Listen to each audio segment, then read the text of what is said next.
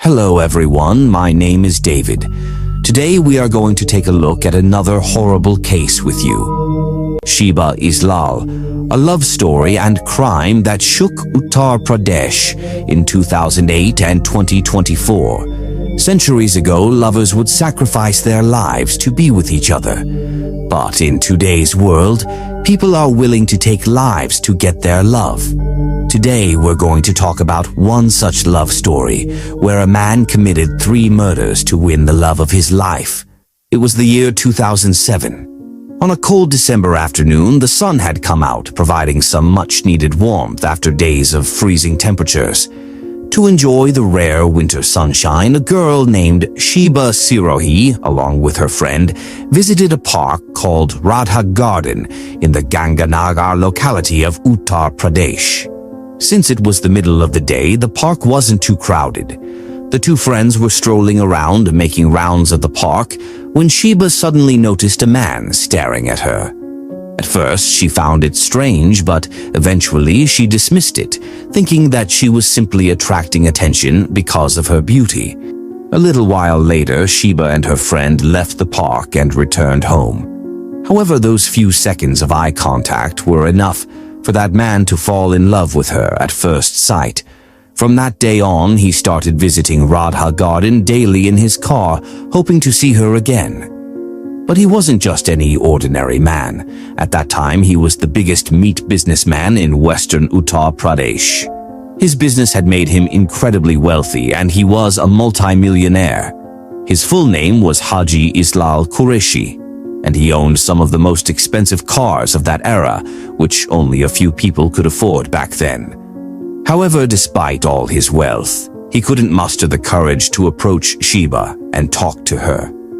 Whenever Haji Islal used to visit Radha Garden to see Sheba, his friend Monu would always accompany him. So, when Monu found out that Haji had fallen in love with Sheba, he took it upon himself to convey Haji's message to her. However, when Monu told Sheba that Haji loved her, she rejected his proposal and said that they could be good friends because she was already married. Upon hearing this, Haji Islal's heart broke, but he still arranged a meeting with Sheba at a restaurant to express his feelings openly. At the restaurant, Sheba seemed a little sad, and she shared the reason behind her sadness with Haji. Sheba explained that her father was a colonel in the Indian Army, and her mother was a principal at a private school. Since her father was in the army, he wanted his eldest daughter, Sheba, to follow in his footsteps and join the Indian Army. However, after completing her graduation, certain obstacles arose that prevented her from enlisting. With her studies completed, her family began searching for a suitable groom for her. Her father was keen on marrying her to someone who also served in the Indian Army. During this search, he came across a young man who was not only handsome, but also held the rank of captain in the army. Sheba's father first discussed the marriage proposal with his daughter and then approached the captain. Coincidentally, both of them agreed to the proposal quite quickly, and soon after, Sheba and the army captain got married. Following their wedding, Sheba moved to India's capital, Delhi, with her husband, as that was where his family resided. However, just a few months after their marriage, Sheba and her family were struck by a devastating tragedy. Her father passed away. Sheba had a younger sister whose wedding had not yet taken place, but before it could happen, their father left this world. While Sheba lived with her husband, her mother and younger sister were left alone. However, since they belonged to a well-off family, Sheba's mother and sister decided to venture into business. After this, both of them went to Dubai and rented a shop to start a clothing business. During this time, Sheba's mother and sister frequently traveled between India and Dubai. Meanwhile, their business in Dubai started doing quite well, but on the other hand, cracks began to appear in Sheba's married life. Sheba told Haji that her husband often stayed away for months due to his job. However, over time, the distance between them grew so much that Sheba eventually said she could no longer continue the marriage because her husband was unable to give her time. Besides, their thoughts and values did not align, so both of them decided to separate with their family's consent. After that, they filed for divorce in court, and in reality, Sheba lived in the Ganganagar area of Meerut district. At the time Sheba met Haji Islal, her divorce case was still ongoing in court. Since Haji liked Sheba, he used his connections to help expedite her divorce. Once Sheba was legally divorced, she was completely free, and after completing her graduation, she also began pursuing further studies. Because of this, she spent most of her time in Meerut, though she occasionally traveled to Dubai due to her family's business there. However, whenever Sheba was in India, she would often go to meet Haji, and during these meetings, she gradually started developing feelings for him as well. Since Haji was a multimillionaire, he spent lavishly on Sheba in the name of love. Everything in Sheba's life seemed to be going well. She helped her mother and sister with their business. Her boyfriend, Haji Islal, showered her with money, and she could attend college whenever she wanted. However, during her time at college, a new person entered Sheba's life, Sudhir Ujwal, a Master of Commerce student at the same college. As they studied together, the two became good friends. But as time passed, Sudhir Ujwal also started developing feelings for Sheba in his heart and fell in love with her one-sidedly. However, their bond was quite strong because Sheba used to have long conversations with Sudhir in college, and sometimes they would even go out alone to a cafe or restaurant for a coffee or a meal. But the important thing to note here is that during this time, Haji Islal was also in her life. Sudhir was unaware of this, so one day he called Sheba over in college and confessed his love to her. However, Sheba did not say anything in response and calmly walked away. Seeing this, Sudhir was a bit confused because he hadn't received any answer to his proposal. Several days passed, and Sheba continued coming to college and meeting Sudhir. However, despite their daily conversations, whenever Sudhir asked for a yes or no answer to his proposal, Sheba never gave him one. The truth was that she was contemplating whether her future would be brighter with Haji or with Sudhir. During this time, Sheba was paying attention to every little detail. But in the end, the stark difference between Sudhir and Haji in terms of wealth and status became evident to her. Sheba realized that on one side was Haji Islal, who had immense wealth, and on the other was Sudhir Ujwal, a regular college student with no job. Once again, money won, and Sheba chose Haji Islal. She not only went out with Haji, but also started visiting the flat he had bought in the capital, Delhi. They would spend days together there. Meanwhile, Sheba never let Sudhir feel, even for a moment, that she was in love with a man named Haji Islal. Because of this, she was able to handle Sudhir skillfully and even used him multiple times in college. But unaware of Sheba and Haji's relationship, Sudhir had even dreamed of marrying Sheba. That's why at one point Sheba also felt that Sudhir might never stop pursuing her. In fact, Sudhir had started flirting with Sheba in college, and beyond that, he even began calling her at home. Because of this, Sheba told her boyfriend, Haji Islal, about Sudhir and started provoking him against him. During this time, even when Sheba was with Haji, Sudhir would call her multiple times. Sheba then told Haji that this guy studies at her college, has fallen in love with her, but she doesn't want to talk to him. Yet, he keeps bothering her. Here, Sheba made it seem to Haji Islal that Sudhir was just a regular guy from her college, someone she had a normal friendship with, but now he was harassing her daily. However, after hearing this, Haji said that it was no big deal. He would meet the guy face to face one day and talk to him. But despite this, Sheba went as far as provoking Haji further by saying, "That guy sometimes comes in my way with his two friends, and then all three of them stop me and tell me to accept Sudhir's proposal." By that point, Sheba was slowly poisoning Haji's mind against Sudhir. But when she mentioned being stopped on the road, Haji Islal also became furious with Sudhir and his friends. After this, Haji asked Sheba for the names of Sudhir's two friends, and Sheba told him they were Sunil Taka and Punit Giri. By this point, Haji believed that Sheba was his woman, and no one could take her away from him.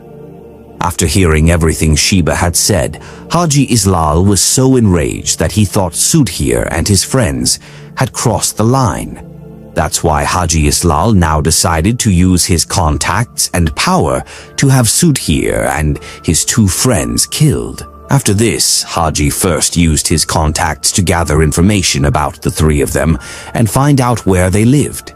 He then learned that 27-year-old Sunil Dhaka had completed his studies and was working as a contractor for Indian Railways.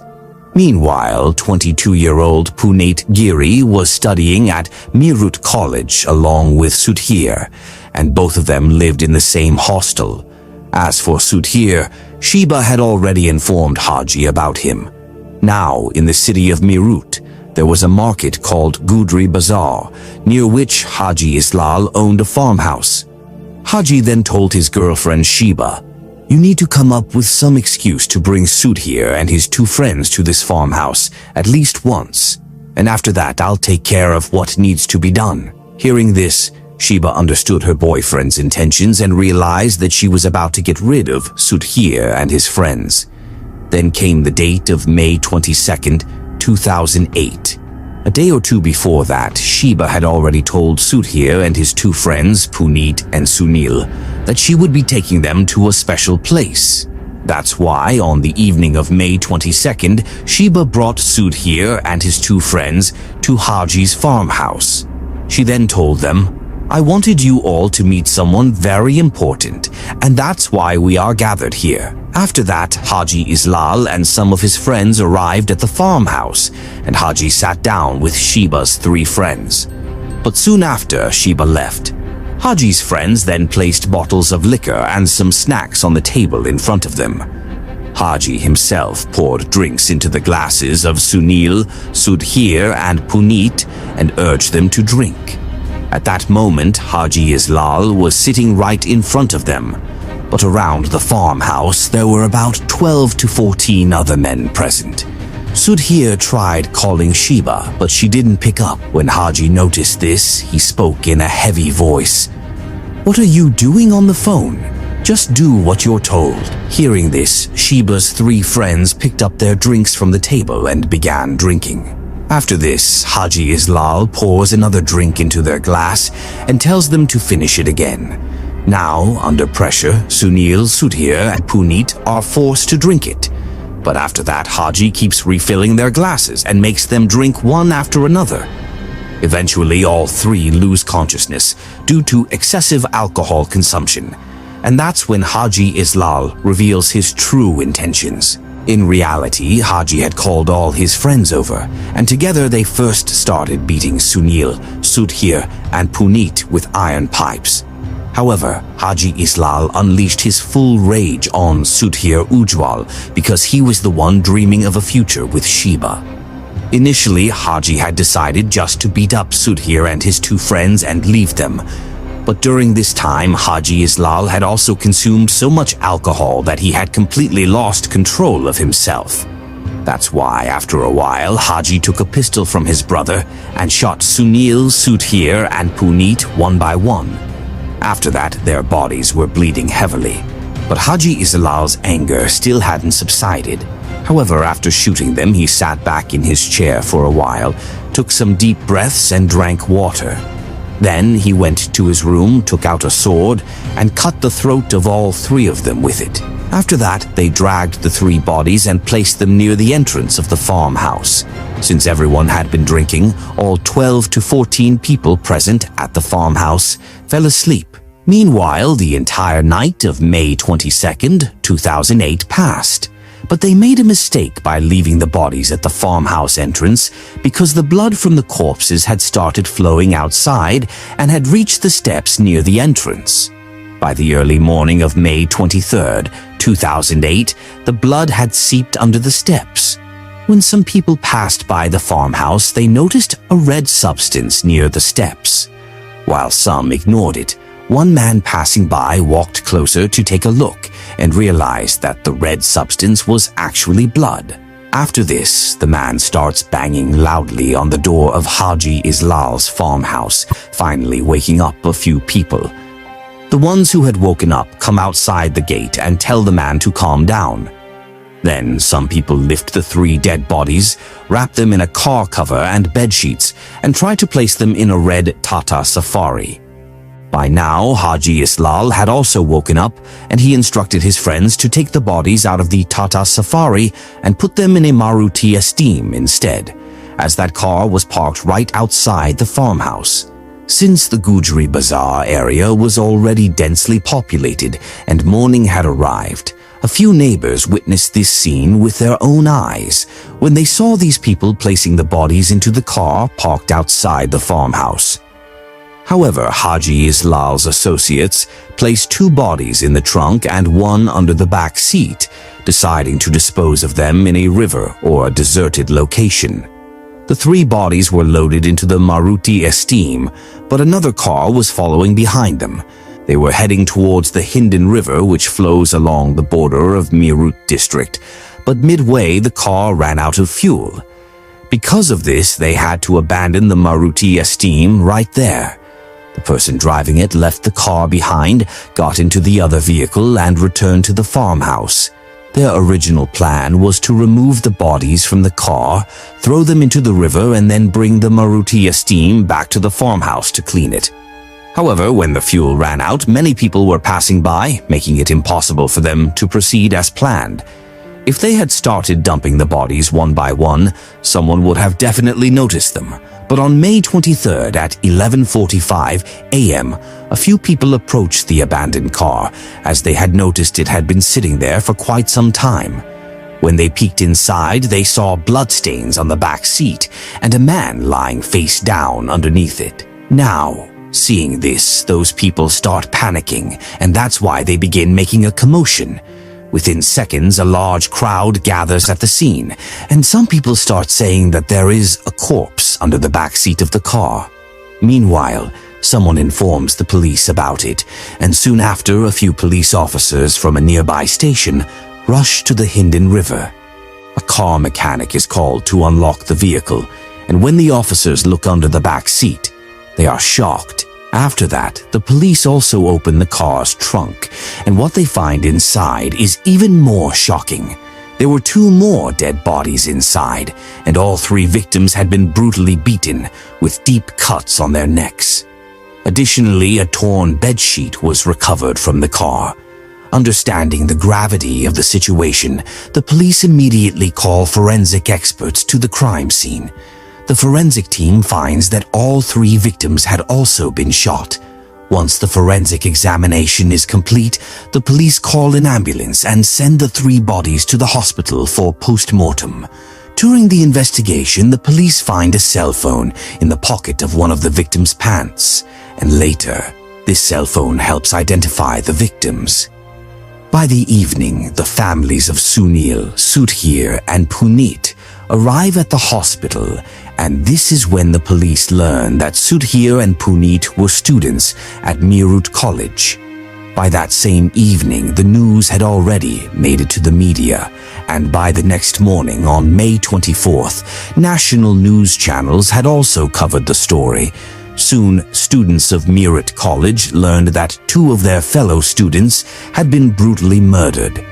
In response, the students began protesting and demanded that the city of Meerut be shut down for a day. At that time, the situation had worsened so much that the police had to speed up their investigation, and by using the car's registration number, they quickly figured out who the car was registered to. Shortly after, the police rushed to Haji Islal's house, but he had already fled. However, within just a few hours of investigation, the police caught him. Once the police started questioning Haji Islal, he quickly confessed to his crime. Haji then told his full story and stated that he committed these 3 murders under the instigation of his girlfriend, Shiba Sirohi. During this interrogation, Haji Islal named a total of 12 people, including his brother. Following this, police teams were dispatched to apprehend all 12 individuals, and one special team went to arrest Shiba, bringing her to the police station. After that, the police officially presented the case in court by documenting the full story behind the murders, including the charge sheet and testimonies from some witnesses. However, the case, which had been ongoing in court since 2008, did not conclude until 2024, 16 years later. Before that, in 2010, Sheba, who was accused of the 3 murders, was granted bail. She immediately took a visa for Dubai and went there to live with her mother and sister. Sheba then lived a comfortable life in Dubai for many years. Meanwhile, the case continued slowly in the Meerut District and Sessions Court, and the families of the victims waited for justice as 16 long years passed. Then, in July 2024, the final hearing of this case was scheduled, and Sheba was summoned back to India from Dubai. However, Sheba returned to India without causing any trouble. In fact, Haji Islal had spent a lot of money on lawyers to win the case, and Sheba was confident they would succeed. However, even before the final court hearing, 2 of Haji Islal's friends had died. But then, after 16 years, on August 5, 2024, the Meerut District and Sessions Court finally delivered its verdict in the case. During their decision, the judge sentenced a total of 10 people, including Haji Islal and Sheba, to life imprisonment in this case. Additionally, when the murder was carried out, one of Haji Islal's friends was a minor, which is why he was kept in a special home, a juvenile jail. When the verdict was announced, the court was filled with a large crowd, and under tight police security, all the accused were taken to jail. However, Sheba, Haji Islal, and his other accomplices stated that they would challenge the district and session court's decision in the Allahabad High Court. But in these 16 long years, we cannot even imagine what the families of the 3 victims went through. Currently, the accused have filed a review petition in the Allahabad High Court regarding the Meerut District and Session Court's decision, and the case is still ongoing there. We will keep an eye on this case, and if any new updates come in the future, we will definitely share them in the David True Crime Channel's community post. So with that, the sensational Gudri Bazaar triple murder case comes to an end right here. If you appreciate our efforts, like and share this video. If you haven't subscribed, do so now. Thank you.